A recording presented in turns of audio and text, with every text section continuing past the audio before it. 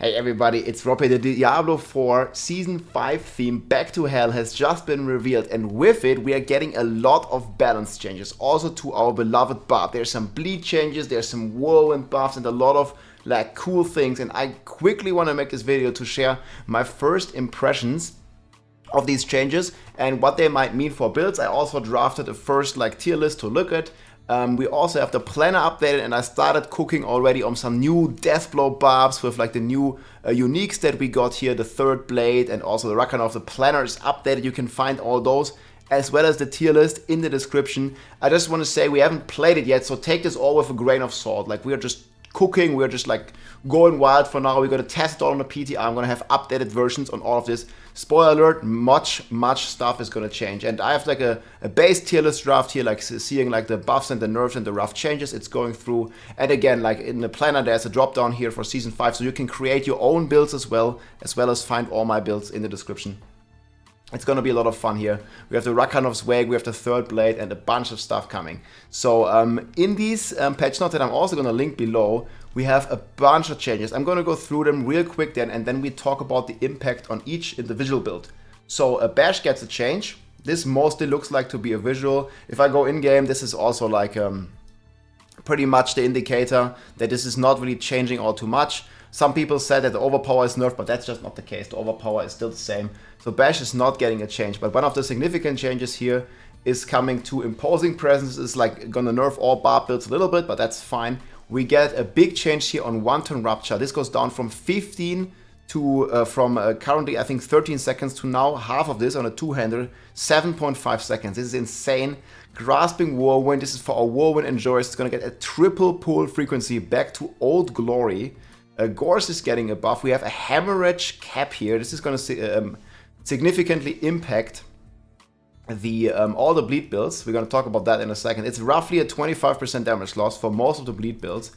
We're getting a Hoda buff here for weapons mastery with the switching.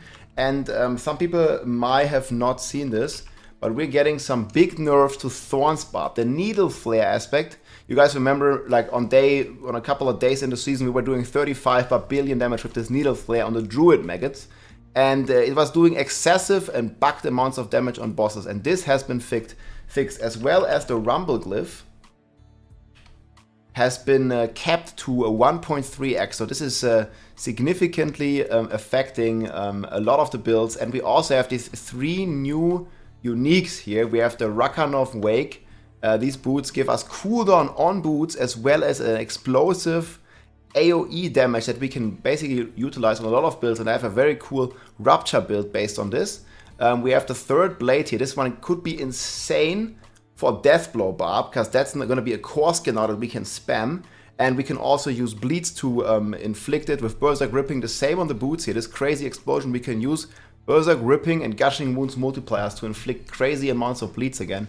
And we have a more support item. I'm not really going to talk about that much here, but this is mainly like just a item for the support buff that we've been playing. And I heard there's a 180 pit clip with the support buff and the Sorc, so there's a lot of cool, interesting stuff. So we went ahead here, and I actually theory crafted already 4 new planners. We have the Deathblow Barb, we have the Whirlwind Barb Season 5 PTR, we have the Rupture Flame Barb, also with the new boots. And we have the Bash Barb updated here, well, as far as we can. So take this with a grain of salt. We haven't played the PTR yet. But it looks like in S tier here, we still have the Flay Barb. So I'm going to quickly talk about the changes here. So Hemorrhage gets capped to 1.45. So that means instead of, having our normal multipliers, I'm on a Bleed Barb right now. So the multiplier is going to go down to like 1.75 to like 1.45. This means at 350 vulnerable, so we have like overkilling vulnerable, and all the builds need to basically, same as the Berserking, just reach only 350 vulnerable, and then we're basically gonna put the rest into crit damage.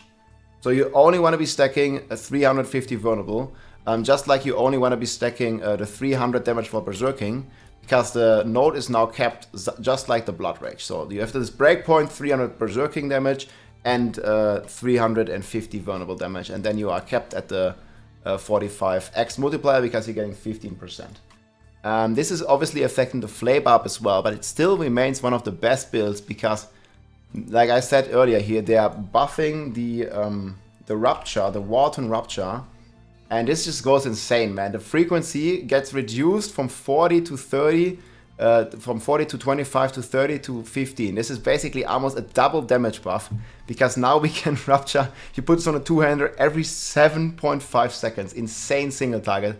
And this actually ends up being a buff, even though there's also a double dipping fix with some damage percent. But we were like already stacking crit damage for our gushing wounds. And you know, the gushing wounds is still uncapped, so we can just stack a bunch of crit damage here for our key passive instead of stacking the vulnerable. So there's opportunity cost obviously in having the vulnerable damage, but now we just, instead of vulnerable, we take crit damage, and we take our crit damage to new heights in all the planners. This is the main thing that I've changed in all of them.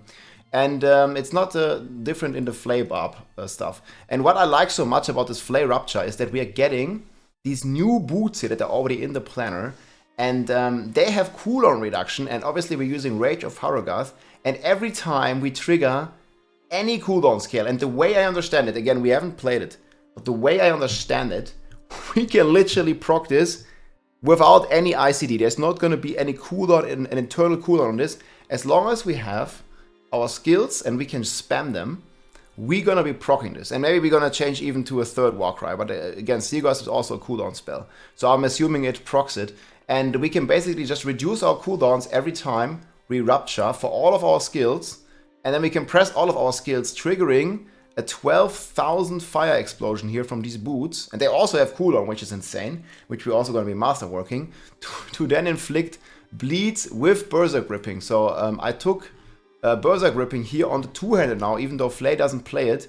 And I'm going to be very interested in seeing how much bleed damage we can do, that we can then use a one-turn Rupture to not consume and to keep the bleed damage on the target. This is going to be one of the first builds next to the Deathblow and Whirlwind that I want to be trying out. So I think this is going to be a ton of fun here, just like, you know, taking the Rupture and getting a bunch of cooldown resets for the unique boots. And again, on the PTI, you can get these instantly when you just copy a character. You get all the new uniques when you do that at the very start. So this is going to be extremely funny here. And yeah, pretty cool. So this is still going to be an S tier. I think it's in fact moving up tiers. I don't think it's going down. It's the best build. It yet got another buff, I think. And we'll see about these like infinite like bleed proc potential. I want to talk about the Whirlwind Barb first, because there is this new season theme here, Back to Hell. And there is the new endgame activity here that's basically a wave-based system. And I feel, if I'm looking at the footage here that they have, that Whirlwind Barb is going to be absolutely dominating in this. They said there's 8 difficulty levels, and the highest difficulty level is monster level 180 to 200. So that means that it's about pit 80 to pit 100. And you know the Whirlwind Barb is doing pit 100, 105 in like sub 1 minute. Or in about 1 minute, or at least 90 seconds. And you guys can see here all these monsters that the Sorc is fighting. I'm pretty sure if we just go here on the Whirlwind Barb with Turel Smite, and we spin in there with our twisters and everything, we're just going to kill everything instantly here. And I think it's going to be like one of the best builds, because to me, this looks like it's going to be complete speedrun content for an endgame build, which the Whirlwind Barb is now after the buffs. So you're just going to be completely dominating, I think, this area mode. And probably Whirlwind Barb is going to be the build that I'm going to be starting the PTR with, because it's just going to be like so comfortable farming these Infernal Horrors, experiencing them with like a true speed farm build. And again, like there's all these monsters like scattered around, and the Twisters and the Turel Smite is just going to auto-trigger, auto-proc everywhere. And I think it's going to be extremely powerful here with the Whirlwind. I put the Whirlwind now also in S tier, because there are some pretty cool changes coming to the Whirlwind that are helping the build long term. Right now, I don't think it's a huge buff, because you're also getting some nerfs from the hemorrhage cap. But again, we have opportunity cost, and we can just shift that damage into crit damage, and we're not going to lose all too much. And we're getting extra pulling if we want. And Whirlwind is also now scaling with attack speed. So we took a bunch of attack speed on the planner. I'm not quite sure yet how this interaction will go. We might even want to change the Paragon board to Carnage. But for now, I changed the planner here for Whirlwind to include attack speed on the gloves, and we might be able to get it on one of the rings as well. And we'll see exactly what attack speed is going to do. Definitely going to be one of the first things that I want to test. But on Whirlwind, we're also getting the Rakhanov's Wake Gloves, more cooldown reduction. We gave up the Elements aspect and put the Relentless here on the gloves. And now we can play the Rakhanov's Wake here. That's gonna allow also our Berserk Ripping to inflict crazy amounts of bleeds because we have 1, 2, 3, 4, 5 cooldown spells. So we can be like, you know, spamming all these cooldown spells while we spin and proc these boots, 12,000 weapon damage that we can then basically take as bleeding with Berserk Ripping because we're going to be berserking constantly. And the cooldown reduction is also going to help us a lot with keeping our berserking and our Warcry up, which many people have been struggling with. So this is also going to be one, there's 2 different versions, one's with Turael and one also with Rage of Haragas to even enhance this effect, because here in this version we're going back to a slashing weapon with Furious Whirlwind, so we can inflict bleed with Lucky Hit for Rage of Haragas. And there might be even the option here, you know, to take Rupture as well for even more lucky hits, but I'm not sure. Like, we will test this on a PTR. But definitely a lot of pretty crazy interactions here with the Rakhanov's Wake. Get more cooldown, get more bleeds, get more procs with all the cooldown spells. So I'm definitely looking forward to that, and I think it's going to be S tier, especially for the new waves content, the Infernal Pits. It's going to be amazing. 1 second. So much talking already today, guys. That's going to be much better drinking something. Okay, and then the next build here is going to be the fan favorite, or one other fan favorite is going to be the Bash Barbarian. And here we also mainly switch the boots. I don't think we need to make many more changes here. We shifted the blue gems to crit gems, of course, and all the vulnerable damage to crit damage, because we don't need it much. But this build is not much affected. I think overall the direct damage Bash build is not affected at all. Again, this Bash change does not feel like it's any change to the skill, but we'll see. I mean, let me know in the comments what you think, what exactly this means. I think it's just going to be basically the same functionality. They're just like, I don't know, call it Clubber now, but to me, I understand it works exactly the same like it is right now. And definitely not a nerf to any of the overpower stuff, because they did not change the combat bash at all. They only changed enhanced bash and the battle bash. So I think it's going to be fine, and bash, the direct build's not going to get any changes. And the bleed build might be going down slightly, but then again we get the new boots and we can shift the vulnerable damage from the hemorrhage cap to crit damage. So I don't think there's a huge impact here, and it's still going to be one of the top builds to do everything on, basically everything. And then there is a newcomer here in town. This is the 4th build I want to show you real quick. Again, just early draft. And this is the Deathblow Barb. And there's a new unique here, the 3rd blade. And what this allows you to do is that your weapon mastery skills are now core skills. And then read this, that have no cooldown.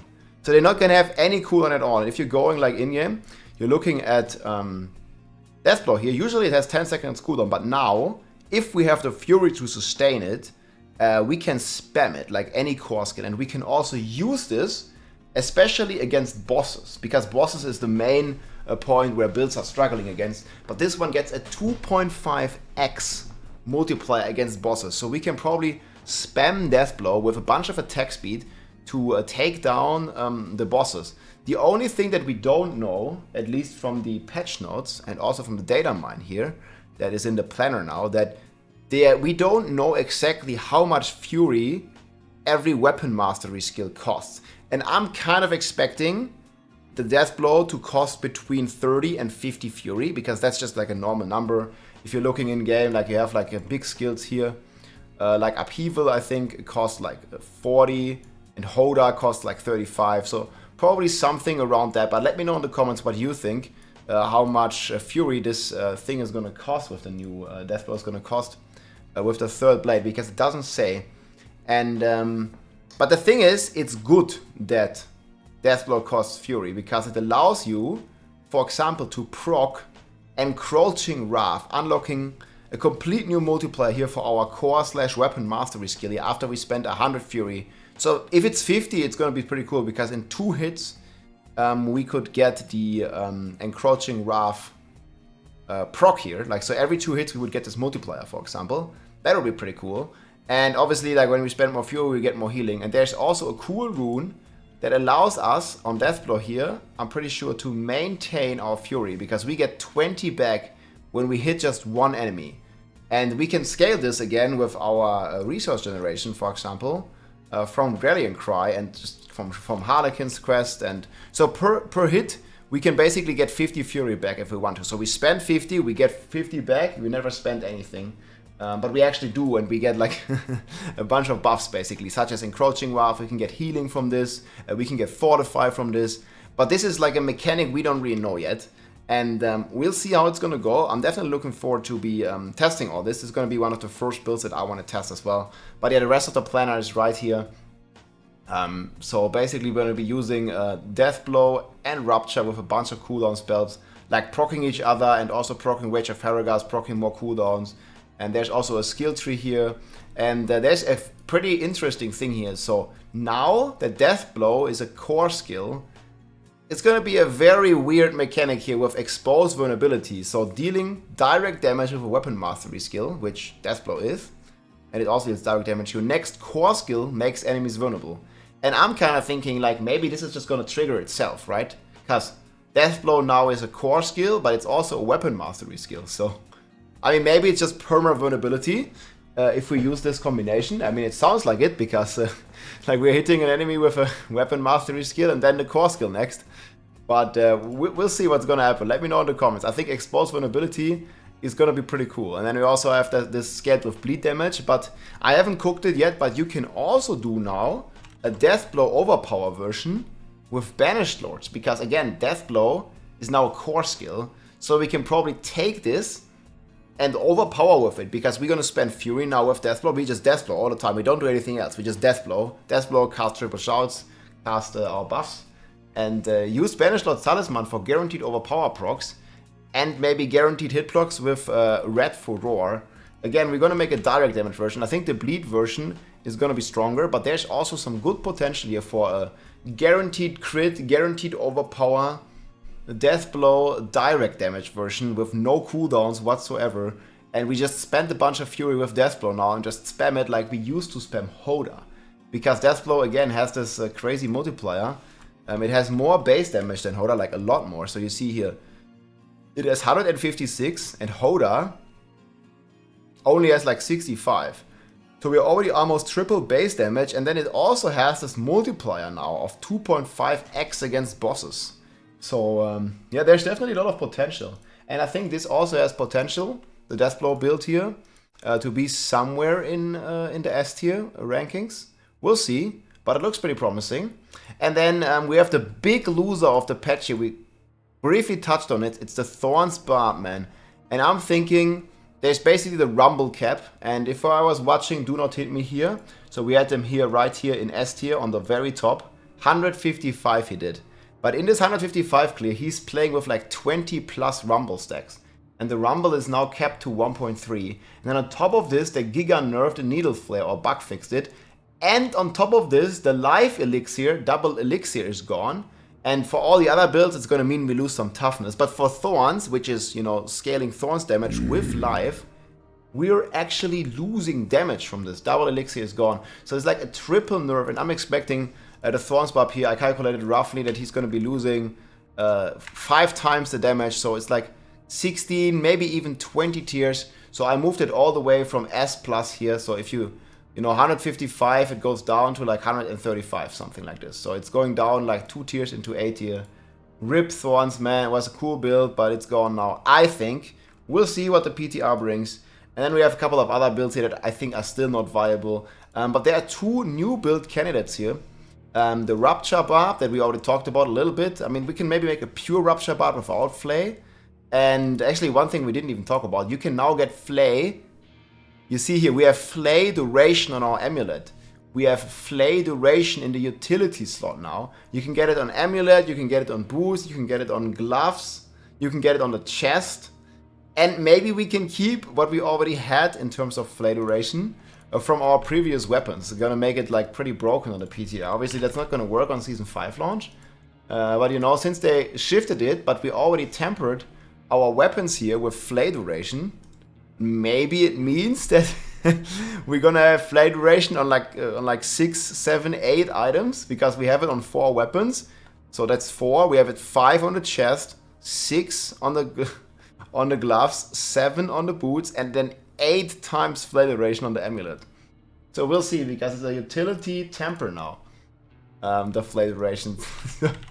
I mean, there might be some pretty crazy mechanics coming here. You see it. It's Barb innovation is a utility recipe. But that's gonna be pretty wild. I mean, I don't know what's gonna happen there, but there's definitely some potential. And maybe we can even make a steel grasp build. A steel grasp build. With unbroken chain and just a bunch of steel grasp reduction and steel grasp damage. But I don't think this has much potential. DPS seem pretty low. But yeah, I'm gonna have the Death Blow, the Whirlwind, the Flay Rupture, and also the Bash Barb planners for Season 5.